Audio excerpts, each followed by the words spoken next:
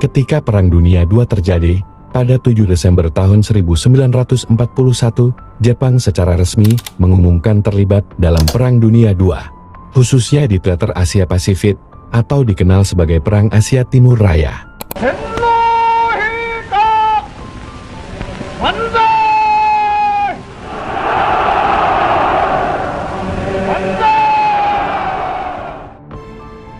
Ketika itu, Jepang menginvasi banyak wilayah Asia, seperti Cina, Korea, Singapura, termasuk Indonesia.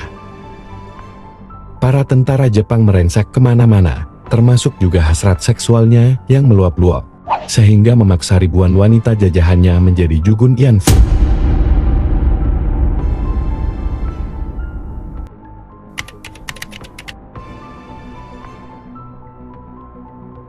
Jugun Yanfu adalah istilah yang ditujukan pada para wanita yang dijadikan budak seksual oleh tentara Jepang selama Perang Dunia II. Menurut hasil riset, wanita yang dijadikan Jugun Yanfu tidak hanya berasal dari Jepang, tetapi juga dari Korea, Tiongkok, Thailand, Filipina, Indonesia, Myanmar, dan beberapa wanita Eropa di daerah koloni. Diperkirakan, jumlah Jugun Yanfu pada masa Perang Dunia II mencapai 20.000 hingga 30.000 wanita. Namun, ada pula yang memperkirakan jumlah sebenarnya lebih dari ratusan ribu wanita dari beberapa negara.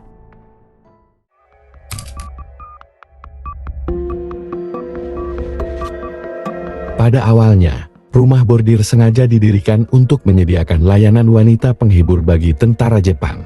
Tujuannya adalah guna mengurangi insiden pemerkosaan di masa perang. Para wanita yang bekerja di rumah bordir tersebut pun bergabung secara sukarela. Selain itu, tujuan pemerintah Jepang menghadirkan para Jugun Yanfu adalah mencegah terjadinya penyebaran penyakit kelamin di antara para tentara Jepang. Namun, dalam perkembangannya, banyak wanita yang akhirnya dipekerjakan secara paksa untuk dijadikan budak seksual.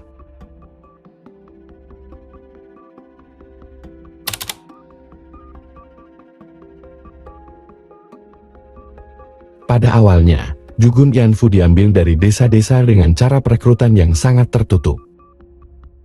Biasanya, pemerintah militer Jepang meminta bantuan dari pejabat setempat selevel camat atau lurah untuk bisa menarik para wanita menjadi Jugun Yanfu. Dalam perkembangannya, sistem perekrutannya berubah.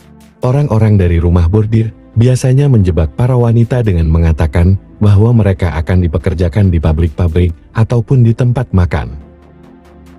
Cara lain adalah dengan mengelabui para wanita dengan iming-iming akan dipekerjakan sebagai perawat di pos terdepan tentara Jepang. Setelah direkrut, mereka dijanjikan akan ditempatkan di pos yang nyaman, baik di negaranya sendiri, ataupun ketika di luar negeri.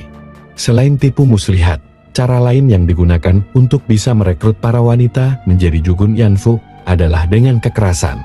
Bahkan wanita yang akan dijadikan Jugun Yanfu, banyak yang diculik langsung dari rumah-rumah oleh para tentara Jepang. Pemerintah Jepang juga tidak memandang usia wanita yang mereka jadikan budak seksual. Para wanita yang menjadi Jugun Yanfu kebanyakan mengalami kesulitan finansial dan berpendidikan rendah, bahkan buta huruf.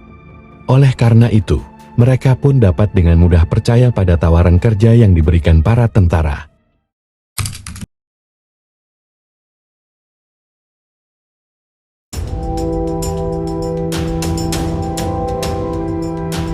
Menurut catatan sejarah, pemerintah Jepang sudah menerapkan praktik Jugun Yanfu di seluruh kawasan Asia Pasifik termasuk Indonesia, sejak tahun 1942 hingga tahun 1945. Pada awal pendudukan Jepang di Indonesia, kondisi para Jugun Yanfu sebenarnya sudah terjamin, mulai dari makanan, obat-obatan, dan lain sebagainya. Namun pada tahun 1943, kondisi mulai berubah. Pemerintah Jepang menerapkan penjatahan makanan yang cukup ketat untuk para Jugun Yanfu Indonesia. Akibatnya, banyak Jugun Yanfu Indonesia yang semakin tertekan hingga mengalami sakit, baik secara fisik maupun mental. Pada tahun 1945, ketika Jepang sudah hengkang dari Indonesia, para Jugun Yanfu dibebaskan.